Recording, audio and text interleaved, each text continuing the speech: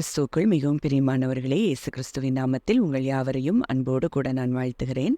இந்த நாளிலும் தேவன் நம்மோடு கூட இடைப்படுகின்ற ஒரு வார்த்தை சங்கீதம் 18ஆம் அதிகாரம் 1, 2, 3 வசனங்கள். என் பலனாகிய கர்த்தாவே, உம்மில் அன்பு கூறுவேன். கர்த்தர் என் கண்மலையும் என் கோட்டையும் என் இரட்சகரும் என் தேவனும், நான் நம்பியிருக்கிற என் துருகமும் என் கேடகமும் என் இரட்சண்ய கொம்பும் என் உயர்ந்த அடைக்கலமுமாயிருக்கிறார். துதிக்கு பாத்திரராகிய கர்த்தரை நோக்கி கூப்பிடுவேன், அதனால் என் சத்துருக்களுக்கு நீங்களாக்கி ரட்சிக்கப்படுவேன். ஆம், இந்த வார்த்தைகளின் மூலம் தேவன் இன்றைக்கு நம் ஒவ்வொருவரோடும் கூட இடைப்பட விரும்புகிறார். இந்த சங்கீதம் எழுதப்பட்ட சூழ்நிலையை நம்ம பார்த்தோம் அப்படின்னா, தேவன் தாவீதை அவனுடைய எல்லா சத்துருக்களுக்கும் சவுலின் கைக்கும் நீங்களாக்கி விடுவித்த போது எழுதப்பட்ட சங்கீதம் தான் இந்த சங்கீதமாய் இருக்கிறது. அப்போ அங்க சவுலுக்கு தாவீது என்றென்றைக்கும் அங்க மறைந்து ஓடி ஒளிந்து கொண்டிருந்த நாட்களுக்குள்ளாக அங்க தாவீது இருந்ததை பார்க்கிறோம். ஆனா ஒரு நாள் வந்தது. அந்த நாள்ல தேவன் எல்லா சத்துருக்களையும் நீக்கி அங்க இளைப்பாற பண்ணினதை நம்ம பார்க்கிறோம். அந்த சூழ்நிலையில எழுதப்பட்ட சங்கீதம் தான் இந்த சங்கீதம். இன்றைக்கு ஒருவேளை இப்படிப்பட்ட சூழ்நிலைகள் எதிராய் உங்களுக்கு என்னென்ன சூழ்நிலைகள் இருக்கிறதோ அதை எல்லாவற்றையும் தேவன் இன்றைக்கு உங்களுக்காக அந்த சூழ்நிலைகளை அவர் மாற்றி, அந்த சூழ்நிலைகளை அவர் அழித்து போட்டு உங்களுக்காக அவர் விசாலமான இடத்தை உங்களுக்கு ஆயத்தப்படுத்தி அதில் கொண்டு வந்து சேர்க்கிறார் என்பதை நிச்சயமாக இன்றைக்கு நான் விசுவாசிக்கிறேன். அப்போ இங்க சொல்லப்பட்டிருக்கிற வார்த்தையை நம்ம பார்த்தோம் அப்படின்னா, முதலாவது தாவீது சொல்லுகிறார், என் பலனாகிய கர்த்தாவே, எனக்கு நீங்க தான் ஸ்ட்ரென்த், எனக்கு எல்லாமே நீங்க தான் சொல்லி அங்க துதிக்கிறத பார்க்கிறோம். அப்ப இன்றைக்கு நமக்கு யார் பலனா இருக்கிறாங்க அப்படிங்கிறத நம்ம ஆராய்ந்து பார்க்கணும். அப்போ என் பலனாகிய கர்த்தாவே, நான் உம்மில் அன்பு கூறுவேன். நீங்க எனக்கு எப்படியெல்லாம் இருக்கிறீங்கன்னு அங்க தாவீது சொல்கிறார். நீரே கண்மலையா இருக்கிறீர், கோட்டையா இருக்கிறீர், இரட்சகரா இருக்கிறீர், நான் நம்பி இருக்கிறேன், துருகமா இருக்கிறீர், என் இரட்சணிய கொம்பு, என் உயர்ந்த அடைக்கலம். அப்போ இப்படித்தான் இன்றைக்கு நமக்கும் தேவன் இருக்கிறார் அப்படிங்கிறத நீங்க விசுவாசிச்சீங்கன்னா உங்க சூழ்நிலைகளை குறித்து நீங்க பயப்பட மாட்டீங்க. எந்த சூழ்நிலையா இருந்தாலும் என் தேவன் என்னை நிச்சயமாய் வெளியே கொண்டு வருவார் அப்படிங்கிற நம்பிக்கை இன்றைக்கு உங்களுக்கு உண்டாகும். அப்ப அங்க சொல்லப்பட்டிருக்கிற வார்த்தை கோட்டையா இருக்கிறாராம், நம்மை சுற்றிலும் அவர் கோட்டையா இருக்கிறாராம், நம்மை விடுவிக்கிற இரட்சகரா இருக்கிறாராம், துருகமாய் இருக்கிறாராம். அப்போ இப்படி ஒரு ப்ரொடெக்ஷனை நம் தேவன் நமக்காக கொடுத்திருக்கிறார். நம் தேவனே நமக்கு கேடகமாய் இருந்தார்னா இந்த சத்ருவின் சூழ்நிலைகள் நம்மை தொட முடியும், நமக்கு அது எதிராய் நமக்கு செயல்பட முடியும் என்பதை நீங்க அறிந்து கொள்ளணும். அதனாலதான் அவர் துதிக்கு பாத்திரராய் இருக்கிறார் அப்படின்னு சொல்லி அங்க தாவீது சொல்றாரு. என்றென்றைக்கும் அவர் துதிக்கு பாத்திரராய் இருக்கிறார். ஏன்னா இவ்வளோ தூரம் என்னை நேசிக்கிறார், என்னை பாதுகாக்கிறார், என்னை எல்லா விதமான நெருக்கத்திலிருந்து என்னை விடுவிக்கிறாரே, அவரையே நான் பாடிக்கொண்டிருப்பேன் அப்படின்னு சொல்லி அங்கே தாவீது பாடுகிறத பார்க்கிறோம். இன்றைக்கு நம்ம எதை குறித்து தியானித்து கொண்டிருக்கிறோம், இன்றைக்கு எதை நம்ம மேன்மையா எண்ணிக்கொண்டிருக்கிறோம் அப்படிங்கிறத இன்றைக்கு ஆராய்ந்து பார்க்கணும். நாமும் துதிக்கு பாத்திரர் அவர் ஒருவர் மாத்திரமே. அவரை நோக்கி கூப்பிடும்போது அடுத்த 4 முதல் 6 வசனங்கள் வரைக்கும் அவர் தன்னுடைய சூழ்நிலையை அங்க சொல்றத பார்க்கிறோம்.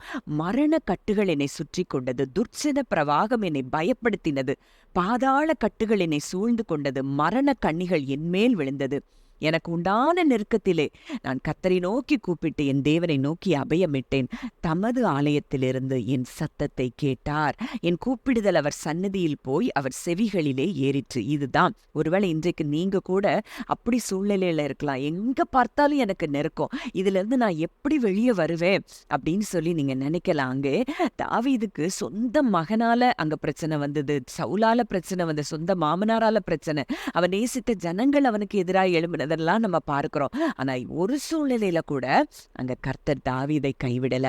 அப்போ இன்றைக்கு அதே தேவன் தான் இன்றைக்கு நம்முடைய தேவனாய் இருக்கிறார். என்ன நெருக்கம், என்ன கட்டுகள் உங்களை சூழ்ந்திருந்தாலும், ஒரு வியாதியின் கட்டுகளா இருக்கலாம், கடன் பாரமா இருக்கலாம், இல்லை என்ன சூழ்நிலையா இருந்தாலும் அத்தனை கட்டுகளையும் இன்றைக்கு நீக்கி உங்களை விடுவிக்கிற தேவனா இன்றைக்கு நிச்சயம் உங்களுக்கு வெளிப்படுவார். அதுல தான் 6வது வசனத்துல பார்க்கிறோம், நான் கூப்பிட்டேன், அவர் என் சத்தத்தை கேட்டார், என் கூப்பிடுதல் அவர் சந்நிதியில் போய் அவர் செவிகளில் ஏறிச்சு. ஒருவேளை இன்னைக்கு நினைக்கலாம், இத்தனை இருக்குதே அவருக்கு கேக்குதா இல்லையா அப்படின்னு சொல்லி கூட நீங்க நினைச்சிருக்கலாம். இல்ல, உங்க கூப்பிடுதல் அவர் செவிகளில் ஏறி இருக்கிறது.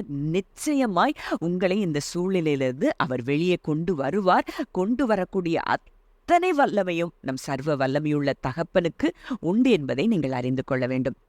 அடுத்ததா 7 முதல் 15 பார்க்கிறோம். இவ்வளோ தூரம் அங்க தாவீது அங்க சொன்ன பிறகு அங்க தேவனுடைய பதில் அதற்கு என்னவா இருந்ததுன்னு அப்படின்னு பார்க்கும்போது, அங்க தாவீதுக்காக தேவன் எப்படியெல்லாம் இறங்கி வந்தார்னு சொல்லி அங்க போடப்பட்டிருக்கு. அதை நீங்க மெடிடேட் பண்ணி பாருங்க. நான் ஒரு சில வசனங்களை மட்டும் நான் வாசிக்கிறேன். அப்போ இவர் கூப்பிட்ட உடனே அங்க தேவனுடைய செவிகள்ல அங்க அவர் அது ஏறிடுச்சான். அப்பொழுது பூமி அசைந்து அதிர்ந்தது. தாவீதுக்காக அங்க இவர் கூப்பிட்ட சத்தம் அங்க கேட்ட உடனே அங்க பூமி அசைதான்.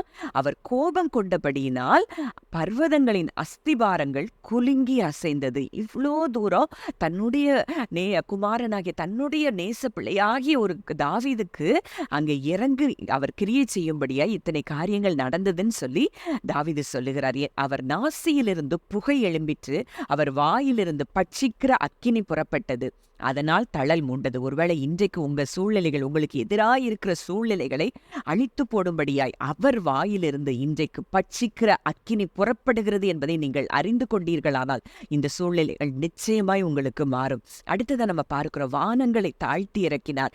அடுத்தது கேருபின் மேல் ஏறி வேகமாய் சென்றார். ஒவ்வொரு வசனமும் அங்க தாவீது தனக்காக தேவன் இப்படி இறங்கினார் அப்படின்னு சொல்றத பார்க்கிறோம். அப்ப இன்றைக்கு தாவீதுக்கு, அந்த பழைய உடன்படிக்கையில் இருந்த தாவீதுக்கு அப்படி செய்திருப்பாரானால் இன்றைக்கு புது உடன்படிக்கையின் கீழே, மேலான உடன்படிக்கையின் கீழே தன்னுடைய இரத்தத்தை சிந்தி நம்ம கூட உடன்படிக்கை பண்ணியிருக்கிற அந்த தேவனால் நமக்காக அற்புதம் செய்ய முடியாதா அப்படின்னு சொல்லி நீங்க விசுவாசிச்சீங்க அப்படின்னா நிச்சயமாய் உங்க சூழ்நிலைகள்ல நீங்க விடுதலைய பார்ப்பீங்க.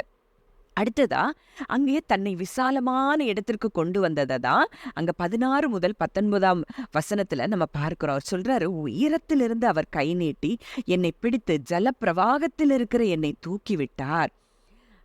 19 வசனத்துல பார்க்கிறோம், விசாலமான இடத்திலே என்னை கொண்டு வந்து என் மேல் பிரியமாயிருந்தபடியால் என்னை தப்புவித்தார். அப்போ இன்றைக்கு உங்களையும் தேவன் விசாலமான இடத்திற்கு கொண்டு வருகிறார். நெருக்கத்திலிருந்து உங்களை விடுவிக்கிறார். ஒரு விசாலத்தை நோக்கி தேவன் உங்களை கொண்டு செல்கிறார் என்பதை நீங்கள் விசுவாசிக்க வேண்டும். கர்த்தர் நிச்சயமாய் இந்த வார்த்தையின் படியே உங்களை ஆசீர்வதிப்பாராக. ஜெபிக்கலாம். நல்ல தகப்பனே, நன்றியோடு உம்மை துதிக்கிறோம், ஸ்தோத்தரிக்கிறோம். அப்பா, எங்கள் பலனாகிய கர்த்தாவே, நாங்கள் உம்மில் அன்பு கூறுகிறோம் தகப்பனே. ஆண்டவரே, நீரே எங்களுக்கு கண்மலையாய், கீடகமாய், துருகமாய், எங்கள் இரட்சணிய கொம்பாய், எங்களுக்கு அரணாய், எல்லாவற்றிற்கும் எல்லாமுமாய் நீர் இருக்கிறீர் தகப்பனே. அதனால் துதிக்கு பாத்திரராகிய உம்மை நோக்கி நாங்கள் கூப்பிடுகிறோம். எங்களுக்கு எதிராய் வந்த எல்லா சூழ்நிலைகளையும் அழித்து போடும்படியாய் உடைய வாயிலிருந்து இன்றைக்கு பட்சிக்கிற அக்கினி புறப்படுகிறதற்காய் நன்றி செலுத்துகிறோம். எங்களை விசாலமான இடத்திற்கு கொண்டு வந்தபடியினால் நன்றி செலுத்துகிறோம். இயேசுவின் மூலம் கேட்கிறோம், ஜீவனுள்ள நல்ல பிதாவே. ஆமென்.